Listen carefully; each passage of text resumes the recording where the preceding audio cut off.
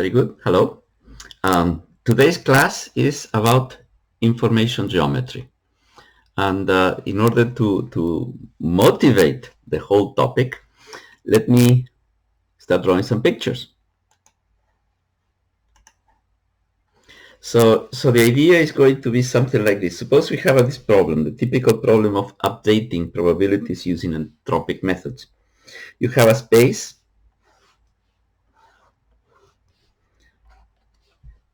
of probability distributions. So this is a statistical manifold. Each point in this space, typically these spaces can have infinite dimensions, but you can have finite dimensions as well. So it's a complicated space. Each point is a probability distribution. Here is the prior. Then you get a constraint.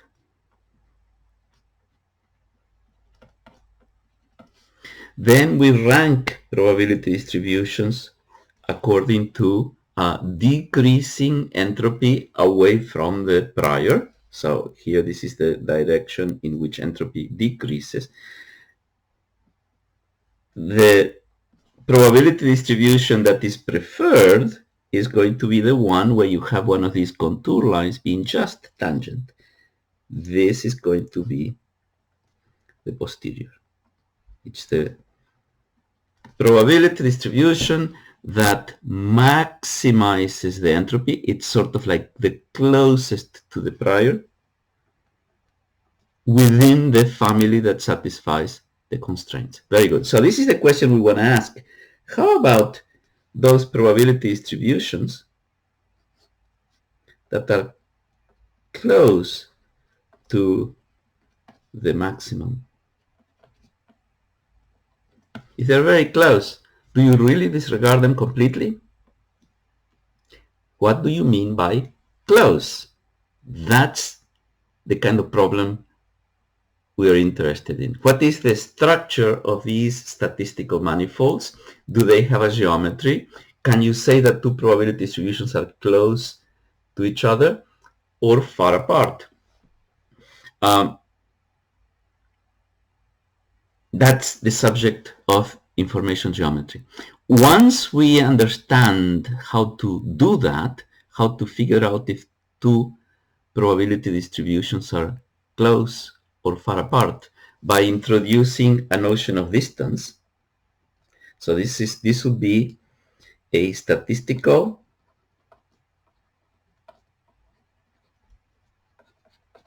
notion of distance. And we're going to define that by introducing an analog of Pythagoras' theorem. Pythagoras' theorem allows you to figure out distances. Given coordinates, you can figure out distances. And this is going to be written down in the form of the distance between two infinitesimally close points in this space is going to be given by a tensor. And if the coordinates are thetas, we're going to have something like this. We will expand in a little while about what all of these things mean, but this is essentially Pythagoras. Pythagoras' theorem written in a curved space, for a curved space with coordinates theta. Once we have access to this metric tensor notation, I'm summing over repeated coordinates. That's the Einstein convention.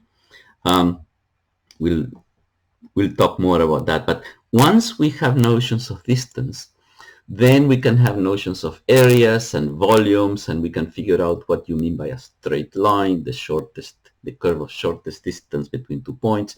We can have notions of parallelism, of right angles, or all sorts of things on this space of probability distributions. So this is going to be extremely useful for the purposes of thinking about what it is we're doing on these spaces.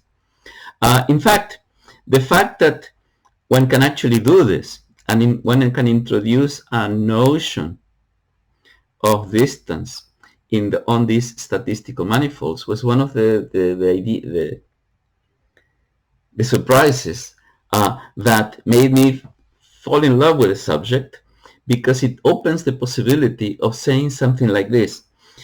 If the introduction of a geometry on the space of probability distributions is a useful tool for the purposes of reasoning with incomplete information and drawing inferences on the basis of incomplete information, could it possibly be the case that the reason we humans introduce geometries in every subject in physics is precisely because we're processing information, we have incomplete information, and so the introduction of geometries is the natural way to do it. Just like we introduce probabilities and we introduce entropies for the purposes of reasoning, we also introduce geometries. Could it possibly be the case that the geometries we introduce in physics arise from there being an underlying information geometry in the space of probability distributions? In fact, could it possibly be the case that the Euclidean geometry we see here right in front of us, right, that we learned in high school, that the Euclidean geometry we're so familiar with is an example of an information geometry that underlies the geometry of space and obviously too the geometry of space-time? Good question. That's just to motivate why it is that we may want to study such a thing. Let me give you another example of these things. This is an example A. For the purposes of updating, we want to know if two probability distributions being close together means that we should keep one posterior and totally neglect the other. The second example I want to offer arises from Bayes' theorem. Okay, what's wrong with my Bayes theorem, Bayes rule? Let's write it out. The probability of parameters theta is given by a prior distribution over the parameters theta. Then here we have a likelihood function, and then we divide by some normalizing factor. Anyway, so here we have this space of likelihood functions. This space of likelihood functions is a statistical manifold. It's a space of probability distributions. So let me draw a generic Kerr space of statistical probability distributions. And let me put coordinates. The coordinates here would be each probability distribution is labeled by some parameters theta. So I'm going to draw some axes here. This is all curved, so they have to be funny like this. Here have my theta 1 coordinate. Here I write the theta 2 coordinates. And if I want to have a generic probability distribution, I would write it like here. This is the whole probability distribution, coordinates theta, that's 1 point there. Very good. So the space of likelihood functions defines a statistical manifold. But that is not all. When we look at Bayes' rule, we see here that we have a prior, which is a probability distribution. This is a distribution on the space of thetas. So this is a probability distribution somewhere here. And so if I were to write this, I would write something like this. Let me draw the space of thetas all over again. And so here we have the coordinates.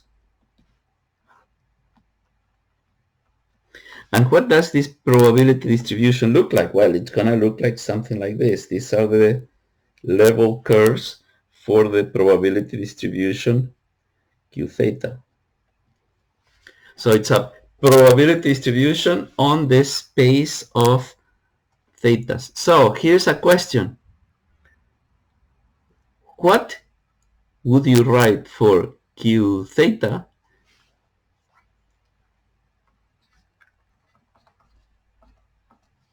what would you write for Q theta if you want this prior here to be uniform? Well, here is the definition. A uniform distribution assigns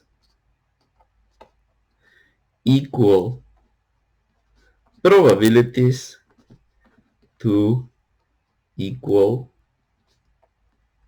volumes.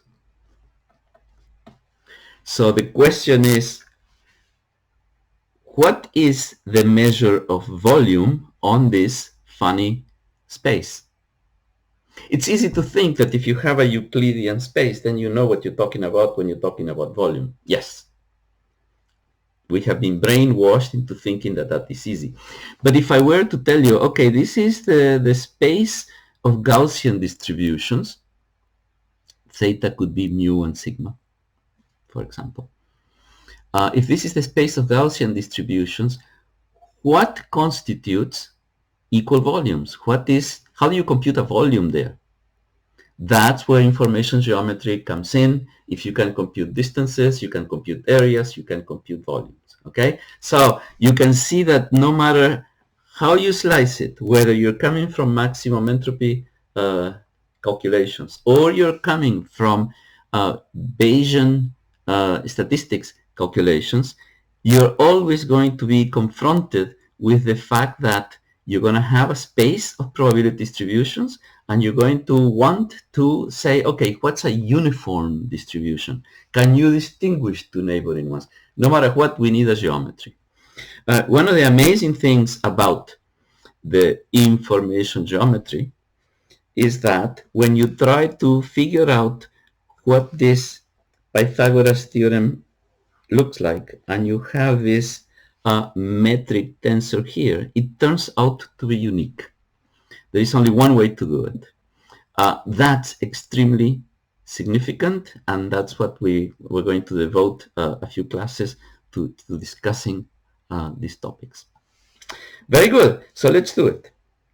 Let me start a new page here, and we're going to discuss some examples of statistical manifolds.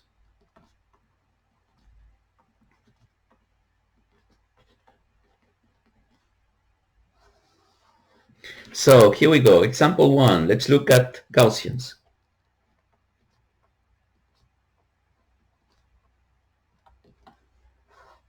So you could consider a Gaussian that looks like this. The probability distribution depends on expected values. Sorry. The probability distribution depends on these parameters that depend on expected values and the variances. And so you could write this probability distribution as something, okay, let's just write it out. 1 over 2 pi sigma squared. Let's do this in n dimensions. And then we have here the exponential of minus 1 over 2 sigma squared. And then a sum of all the x's minus the corresponding mu squared, sum over alpha all the way to n. So there you have a generic Gaussian distribution. All these variables x's are independent. You see that they're independent because the probability distribution factors into a product. They all have the same sigma. I wrote it there. So what is this? Well, those are the parameters. If this were just for n here equals 1, we could write this probability distribution as the statistical manifold by listing the mu and listing the sigma, and every point here, the point mu sigma, is a Gaussian. So that's a statistical manifold. Do not be fooled by the fact that I tried to draw this axis as straight lines. The space that we're describing here is not going to be flat, okay? So, in fact, it's really interesting. It's actually a pseudosphere. It is a space that has constant curvature that happens to be negative. So this is a really nice asymmetric space. We're going to compute these things later. So that's one example. Here's another one. The space of canonical distributions. Here we have the space of Gibbs distributions.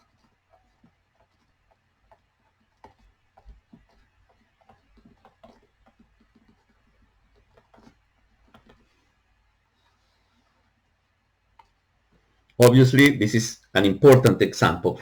Here the idea is that if you have constraints, and you have many of them, the expected value of this function f, let's write it as when I are the microstates, this is going to be some f of k, and the probability distributions, the probability of I given the particular constraints f is going to be, well, there is a normalization, and then there's going to be something like an exponential. Then you have the Lagrange multipliers. For each constraint k, you have one of those Lagrange multipliers, and then here we have each one of the functions, and then here you have the microstates. Very good. I'm writing this down so that there is a sum over repeated k's, okay? The fact that one of the indices k for each constraint is down here and the other one is up there means that I'm going to be summing over them. In this case, I'm going to be able to have a space where I can use the various f's as coordinates. Here we have f1, there we have f2, and one point there represents a whole probability distribution. So the coordinates here are going to be f1, f2, and if you have more, you just put more. So when you say a space in thermodynamics or in statistical mechanics, and you call that phase space, and you say, okay, this is the pressure, and that's the volume, and this is the temperature. And when you write those spaces down, what you're really saying is each point in that space represents a statistical a probability distribution that describes a situation of thermal equilibrium. That is a statistical manifold. So the statistical manifold of Gibbs distributions is what we normally call in thermodynamics a phase space. Very good. Let's continue here. Oh, this is actually interesting because here I have chosen to write the coordinates as being the expected values. For each choice of all of these expected values, and there may be several, for each choice of these expected values, you have one probability distribution. But equally well, we could choose the Lagrange multipliers as coordinates. We could choose the set of lambdas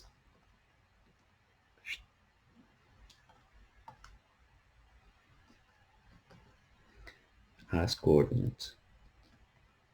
You can either choose the f's or the lambdas. It's equivalent. You can go one way or the other.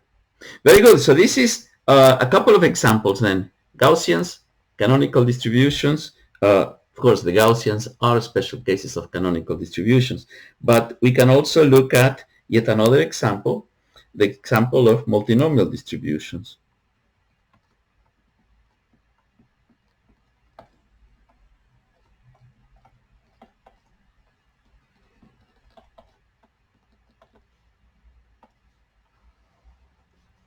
Suppose that we have the probability here of getting a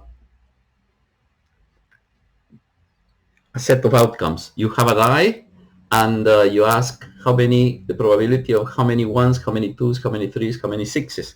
Okay, so the probability of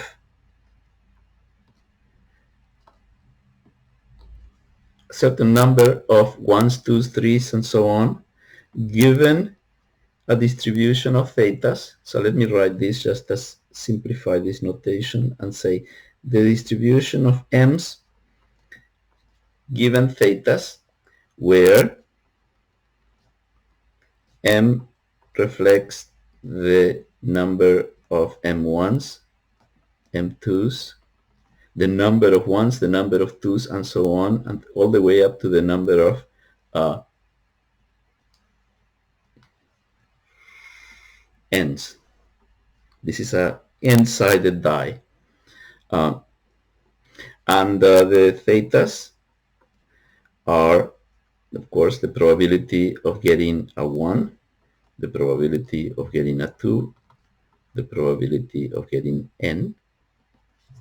And we're going to do this in n tosses. So the distribution here is going to be m1 factorial, mn factorial, theta 1, n1, theta 2, 2, and theta n all the way to the power mn.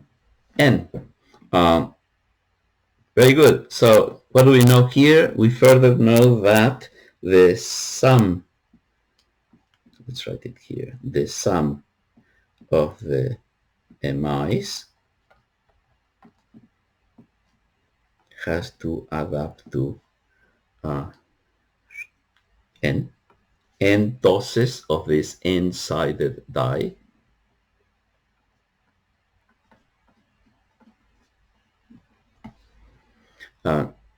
And the probabilities, of course, add up to 1. 1 to n, this all adds up to 1. Very good. What does this space look like? Well, the space is going to be funny. It's going to have n parameters. Let's do this for a 3-sided die.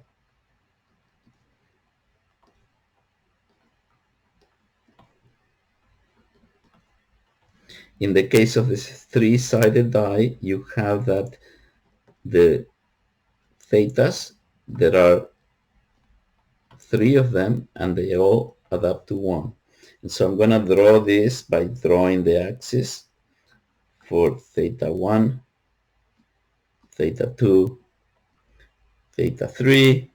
And because they all add up to 1, the space is not really 3-dimensional. The space is actually 2-dimensional. That's what the space looks like. Looks like. Don't be fooled by thinking that this is a plane, because it's not. But when theta 3 and theta 2 are equal to 0, then the theta 1 is equal to 1. Similarly, this is the point 1, and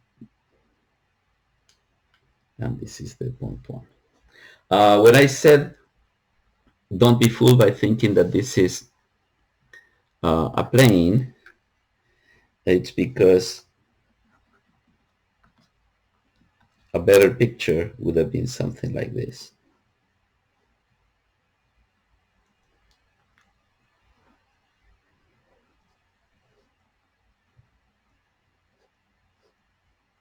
It's like the geometry of the space, as we will see soon enough, ends up being like the surface of a sphere.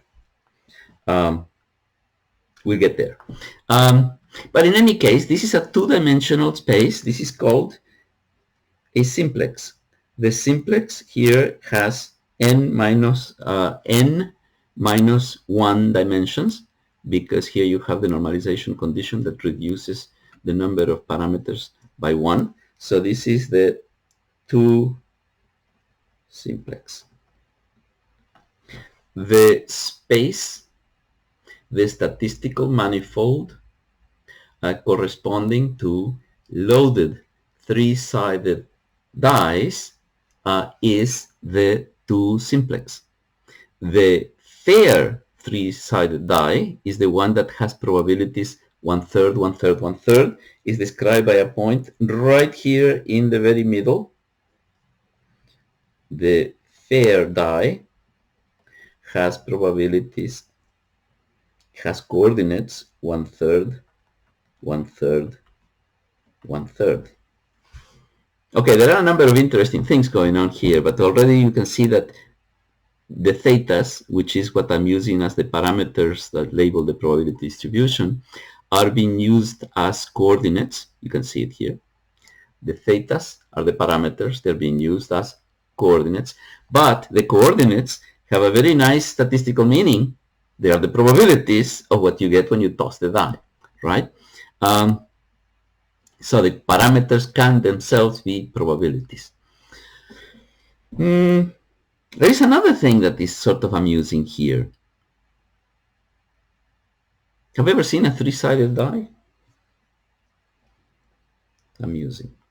Actually, amusing and also important. Suppose you have a six-sided die.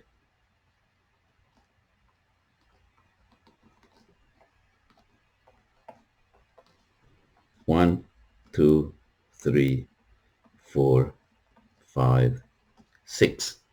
So what is a three-sided die? The three-sided die could be one in which you identify 1, 2 is phase number A, 3, 4 is phase now labeled B, and 5, 6 is the third phase. So if you have a six-sided die, you can immediately draw conclusions about what's going to be going on with the three-sided die by just identifying this and calling this one, this 2, and this one 3. This is deep. How about a two-sided die? Also known as a coin. When you identify 1, 2, 3 as heads and 4, 5, 6 as tails, right? Or equals 1, equals 2, or equals 0, equals 1. When you identify them like this, you can see that a six-sided die can also function as a coin. Now, this is what makes spaces of probability distributions very, very special. And you can see that they're special because if you're going to try to figure out the geometry of the six-sided die, you can immediately see that it's going to tell you something about the geometry of the three-sided die and about the two-sided die. And of course, we could go in the opposite direction and have 20-sided dice, and it's also going to tell you something interesting about all of these probability distributions. So the geometry of all of these spaces, more dimensions, is really, really intimately connected with the geometry of the smaller subspaces, and that is what's going to end up making the geometry of these spaces very unique. They're all intimately constrained by each other. Okay, so now that we have, let me revise this very quickly. Now that we have seen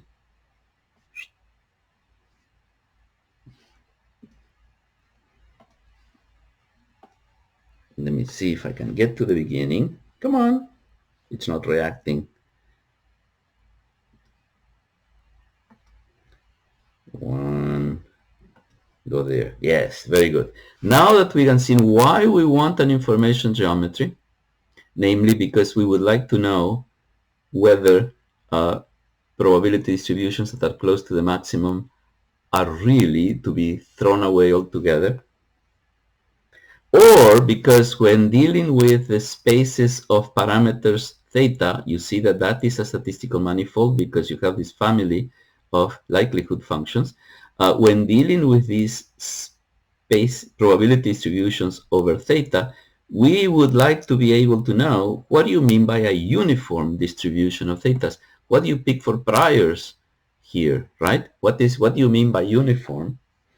And then we see that we might not have been aware of this, but whenever you talk about probability distributions, you're immediately talking about statistical manifolds because those probability distributions come with parameters. The spaces of probability distributions are things we deal with every day. So we would like to know what is the geometry of the spaces of thermodynamics. What is the geometry? What is the distance between two neighboring spaces, two neighboring probability distributions? Is there something analogous to a Pythagoras theorem going on in here? When one of these axes might be volumes, another might be chemical potentials, well, what on earth is going on? Can we actually make sense of such a geometry? So this is clearly valuable. Very good. What we're going to be doing next is start laying the groundwork for this and try to figure out what do you mean by vectors and tensors on these spaces. See you in a little while.